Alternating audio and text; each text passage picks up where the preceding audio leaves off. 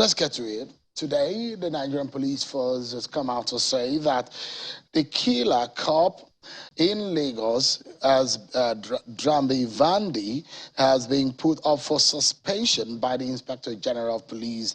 The man was said to have shot dead on Christmas Day. Mr. Bolanle Raheem, who was coming back from church. The cop and his team were said to have been trying to stop Raheem and our family members as they drove back home from a church service. Let's get some more details on this incident and perhaps how the police is handling this situation. I'm being joined by the Force Public Relations Officer of the Nigerian Police Force, Mr. Muyiwa Adejobi. Thank you so much indeed for coming tonight. Oh, sure. Good evening. How are you? Thank you so much. Compliments of the season to you. Now, you realize Nigerians are very outraged and very unhappy with this scenario, which in the first place is perhaps not, in fact, the only incident, that perhaps the case of the woman on the Christmas Day, Bolanle Raheem, became a bit more popular than the others, and which I'll come back to. That police division, which has now become a very notorious one for those people who are living in that area in Lagos State. The statement implies that the IG has recommended the police officer for suspension. So the consideration is that does the IG restricted in any way from meting out a full weight of the law on this person, or what exactly is going on? Is the investigation concluded yet? Well, before we start discussion fully, let me just give this message from the IGP to Nigerians and the whole world to commiserate with the family of the deceased, our colleagues, friends, and those who are been affected by the incidents. So we are pained that the unfortunate incident occurred at this crucial time. It's quite unfortunate. And that's the message of the IG. That's number one message. The second thing is, whatever it is, there's going to be justice. And don't forget, like in the statement I made yesterday on Twitter to people when we were having discussion about this matter, I made it known that it's an ASP. It's not an inspector, a member of the rank and file, that you can just say, yeah, you're either suspended, you are this, you are that. No, there is a procedure to follow. And number one procedure is for the Inspector General of Police to recommend to the Police Service Commission that this officer should be suspended. And the suspension is for us to have that neutrality, the ability, the platform to have proper investigation or further legal actions that might be taken against the officer who pulled the trigger. We are not here to be saying who is at fault or not. It's clear when we have a murder case, every other thing will need to subside for murder case. Is quite unfortunate, and we are not happy about the incident. Like I said in a statement today, that the IGP who has seen this incident as an unfortunate one, we did in yesterday when he condemned the act that is condemnable in totality. And the Commissioner of Police, Lagos State, CP Abiodun Alabi, has been mandated to do thorough investigation about it. The officer is in detention, as I speak with you. And I think by now we should have received the interim report, not the detailed report of the incident. We need to work on something. We need to have the facts from Lagos State Police Command. Apart from what we have in the news, there must be a document to even tell us, black and white, that this is it, and this is that. So we have the interim report. By now, we should have received the interim report from Lagos State Police Command. This will help us to have more facts and see, possibly to see what we are going to do. But definitely, it's a murder case. And we want to assure Nigeria that, like people say yesterday, that we want to conceal the officer, we want to do this is our nature. It is not in our nature. The police today are stand to be quoted or corrected anywhere. It means that agency that will always fish out the erring ones in the police, and we fish or punish them accordingly. We hand them over to the law to take the course. Perhaps the impression Nigerians have about your colleagues are the fact that you even hear some police officers say, "I will kill you and nothing will happen." I mean, But many things have been happening, Shu. No, that's what I'm saying. You agree with me? Many things have been No, you can happening. tell Nigerians what has happened, because it does look to a lot of Nigerians who are very pained about this, is that we have a lawless set of police, some lawless police officers. I mean, we cannot have the same brush to paint all police officers. There are very good and professional police officers, Sure. no doubt. But there are very bad ones within the rank and file of the police who are very terrible and are bringing a bad name to the Nigerian police force. Sure, you agree with me? You are a lawyer, and you must have done little about sociology. This is an anomaly theory is always there, that when you have a society, more than one or two people, you're bound to have deviants who will always be deviant. It's a natural thing. So they can't rule out the fact that because we are in the police, we wear the uniform, you want to rule out the fact that we are human beings. But the question of impunity is the case. If there is a system that is being tainted with impunity, that is where the matter is. That should anything happen that is untoward, will the system be able to fix it? There's no impunity in it. If you say, I'm going to kill you, and nothing will happen, let him kill first and see what happens. We cannot cover such a thing. We talk about murder. The law, the Constitution says everybody has right to life. Even if at all you want to take somebody's life, there are conditions. When you want to use your firearms, there are laws, guidelines, principles. First of all, 237 is there. United Nations BPFF, basic principle for use of force and firearms is there. If you use the firearms outside the provisions of these principles or these treaties or these laws, you are on your own. You are going to be held responsible, and the law will take a course. Let's take this matter one after the other. It seems to me that the priority for us tonight is this matter. Any other one is secondary. So there are about 3 or so police officers involved at that incident, isn't it? It's a thinking, but the person who pulls the trigger will be responsible. No, I want to hold all of them responsible. You know, now you need to give Nigerians a benefit of information. You need to give them information so that they can believe in Nigerian police force. They went out on an operation. So it's a teamwork. All of them signed for guns. AK-47. Vandy signed for his own gun, and he used his own gun. The outcome of the gun is what we are saying now. So he should be the one. No, I'm asking that there are 3 of, how many of them were in that team? I think there were 3 of them. I'm not so sure. But he's the only one in custody right now. No, he's the only one. He's the only one. He's the only one being investigated. He's the only one being investigated. So what is the? Because he's even the most senior person. Out of the he's the most senior person out of the team. So what are we hearing? What do we know now in that investigation so far? No, it is a clear case that the fact in the issue is somebody fired and somebody died. Who fired? Been identified.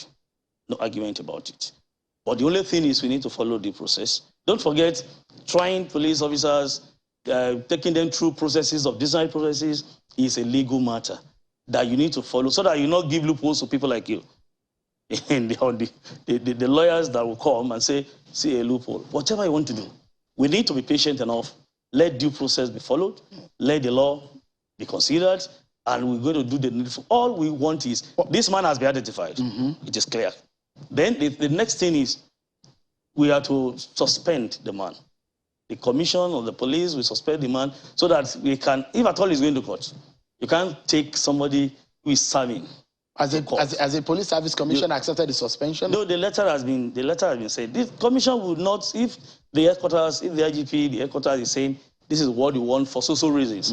The commission, I'm sure they will not say, will not say no. This is not the first time we've been doing that. We know that a uniformed man who is a senior officer will have to go through a certain procedure before, which is not really the same thing for an average citizen. So give Nigerians an understanding of the procedure that you are talking about, the process of justice. No, for his own case, for this case now, Vandy is an ASP. The IG cannot say go.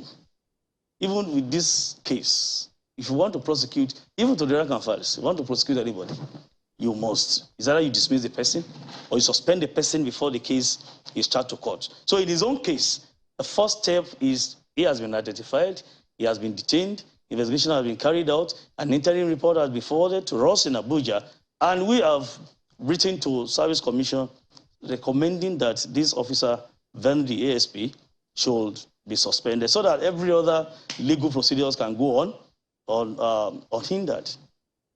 And these are the procedures that we need to know. People have been saying we delay things. We don't. We need to follow all these processes so that we would not run foul of the law.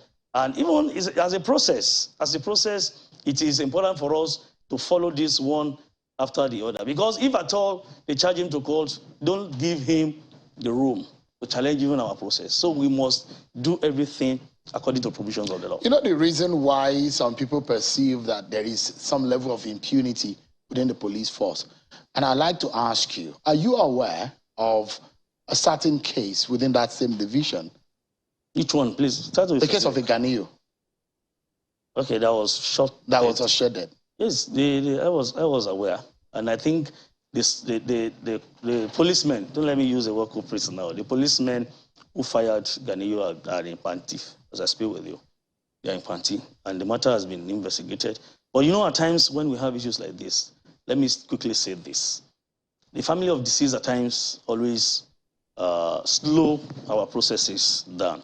In the situation where some people prefer negotiation to legal actions, if they say, okay, we want settlement, amicable settlement, it's going to be unfair to that man who is the suspect now to say, okay, you want to settle amicably, then you want to charge him, with all, you want to dismiss him. It's going to be tantamount to job with your party. So I think people need to understand pressures at times we face. I've seen a case where somebody will say, okay, my boy is dead, he's dead. If I take this policeman to court, what is the outcome? Give me money, let me go.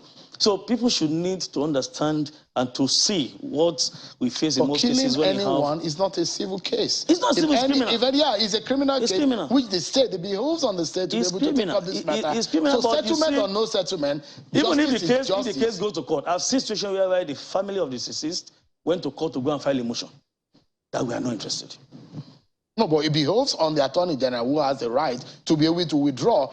So even if the family says we are not going... Despite that, if people are talking of delay in processes, that's where the delay will come from. But at the end of the day, a murder case is a case against the state, not against an individual like that. That's okay. And it does at some point... The case will still go to court, even if they still file a motion that they don't have interest. It's not left to the judge to decide. But why carrying out these processes, investigation and the likes? They slow us down and they give us issues at times. But in this case, this particular case, this extant case, we are going to make sure justice is done.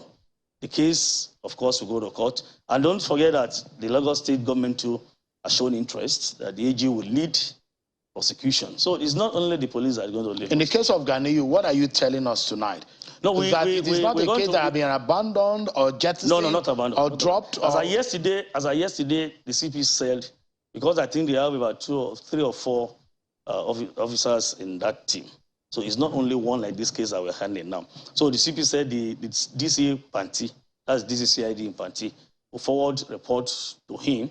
And of course, if there's no need, because I think those one involved are inspectors downward. The AIG Zone 2 may take decision on those ones. We don't need to come to the AIG level or the Service Commission level because there's no ASP involved in that particular incident. So they will handle that one. All we need is, like I told the PRO Lagos yesterday, is that let people know actions you have taken on issues like this. All right. If you don't tell them what we have done, they will think the police has come as usual. We want to sweep this under the carpet. We don't want to do anything. We don't do anything with impunity. Yep. If you commit an offense as a policeman, you pay dearly for it. Nobody will tolerate that. And the law, the Police Act is clear about it.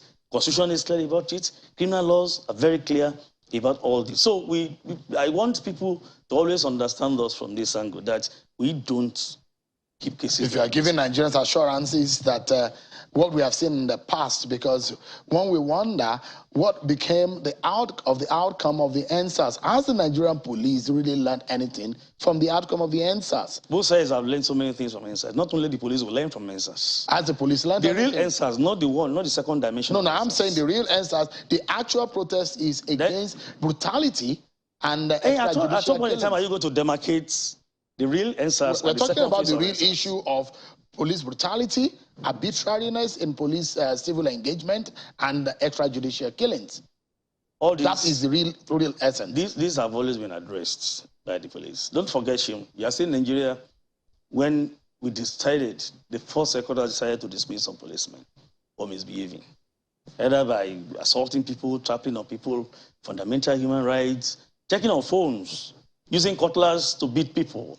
We don't kill some of these cases. Because if you do, it's not going to help us. It's even going to be more cancerous to us in the system. If you are keeping men like this, they could be dangerous to us in the job. So we don't keep them. If you say that you have learned from it, what reforms as the police internally on the ground that will give Nigerians the assurance?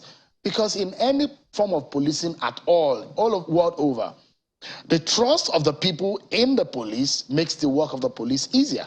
So if Nigerians don't trust the police, your work is going to be tough. It's not restricted to Nigeria alone. Trust services is a global thing. Yeah, so I'm saying it's that. A global thing. So what can you tell us one thing that has come in form of reforms that has happened after the post-ENDSARS? There are so many things. So just tell us one. Just so many things. The disciplinary measures put in place to sanction our erring officers is very, very key. It is not easy for a father to put down his son for sacrifice or to face the law. How many people can do that? Even as a father in Nigeria, many of us keep our children when they do wrong in society. But for us, as a responsible institution, the MPF, we always fish them out and we don't cover them. And I think when I became the PRO, even before now, during the former first PRO, Frank Mba, we've been rolling out statistics of men dismissed, suspended, reprimanded for one thing or the other. But that's it's part of reform. But that's not going to solve the problem, Mr. Adejobi. It might solve the problem. If your officers are found taking India hemp, taking drugs and seeing them at the corner, losing their belt and being drunk, videos of such are in the public domain. The issue of whether or not there are psychoanalyses being done on your officers frequently, breathalyzer tests and all of that, are you doing such things? Have you put in place body cameras to ensure that there is probity, there is accountability, and there is clarity in the job and in the roles of the police officers? Have those kind of measures been put in place? Sure. You don't need to be reactive on issues like this. We have been proactive enough in making sure we have men who have mental alertness to do this job. At the point of recruitment, the IGP has always released money to our medical department to go around to the whole country. All states, 36 states plus FCT, making 37 commands, to go and do assessment for all of them. Psychological assessment, mental alertness, everything, led by the Commissioner of Police in charge of medical FMO, to go around and do this. It's expensive, but we need to do it so that at the point of entry, we know those who are in the job. But don't forget, Darwin's theory, we always say, law of adaptation. When you continue to do certain things, you get adapted to it. On the job, many might decide to be deviant. It's a personal thing, not That's the question I'm asking. It's a personal thing. On the job, not systemic. Not entrance. The IG will not go and tell a policeman that go and smoke in there. No, but when you see that your officers are taking up some vices, is it not the duty of the system to be able to check that? For example, is it too much to have breathalyzers to test whether or not your officers are acting on they are all equipped. In fact, under this administration, all our medical facilities have been upgraded. And every command has a standard medical center, medical facilities to take care of all these things. And let me say this. So it's a standard procedure now? The IGP has reactivated the family support unit. This family support unit is to take care of PTSD, mental disorders, psychological imbalances, and the likes. And we do this on a regular basis, free of charge. Whether you are under NHIS, you are not under NHIS, so far you're a member of police family, you have access to these facilities, you have access to this equipment, and of course, they're going to assess you and write reports on you. In fact, let me tell you that recently, one man was caught in the video that was carrying on, dancing at the party, misbehaving, firing here and there. And when the case came to headquarters, we referred the matter to medical section. And the best thing was, let this guy go. He was recommended for compulsory retirement. So, all these things we put in place are to sanitize the system and to make sure we have that people-oriented policing structure in Nigeria. Yeah. So I think there's a lot of lesson. I mean, because we're totally out of time, and I have 2 questions before you go. I think there's a lot of lesson and a lot of introspection that the Nigerian police force needs to take. And I think that acceptance needs to be taken on behalf of the force by you, that if any life is lost under your watch, there is a need for introspection by the Nigerian police force. And I guess you are aware of that. And that acceptance needs to be taken first and foremost. And I'd like to ask you, is it safe to conduct the 2023 election? It's very safe, Seun. We have put things and measures to make sure we subdue the activities of non-state actors who may want to create problem across the country. We have done our operation order. We've done threat analysis across the country.